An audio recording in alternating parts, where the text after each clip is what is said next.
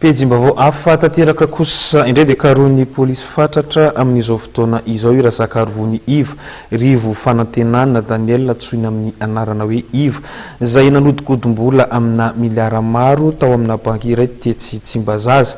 Ity banky ity moa izay fantatra fa toeram-piasany ity lehilahy ity ihany. Dia ora jerentsika ny andindiny makasika izay vaovao izay.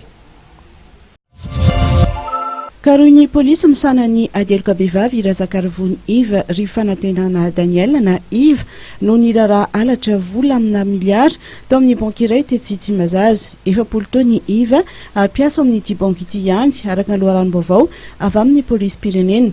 Nahazo fitoriana ny polisy fa tsy hitany nanjavona ny Iva nanomboka ny alakamisy 10 aogositra teo. Tokony ho niditra ny asa raha lehilahy tamin'ny 2 ora kanefa dia tsy tonga izy. Niandry azy ihany ireo tompony raikitra ny banky ary tamin'ny 10:00 vao fantatra fa misy tsy mazavazava tao amin'ny compte-ny banky ary nisy ihany koa ny vola tsy hita. Marina fa nisy versement nateriny orinasa Brinks mitetina 12,400 tapitrisa ariary ho famatsiana ny GAB amin'ny tamin'ity herinandro ity ary mbola nisy ny vola 12,400 tapitrisa ariary tao anatin'ny kesy. Na dia sakafo ireo mpiasa tao amin'ilay banky ka io no fotoana nararotiny.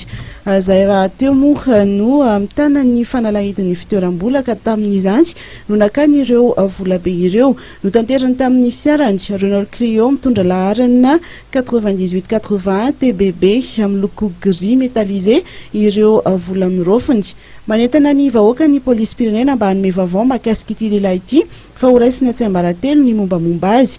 Azo atao ihany koa ny miantso ny polisy misanany adelika behivavy sakelika voalohany etsy Anosy amin'ny laharana 034 05 529 02 na 034 84 398 50.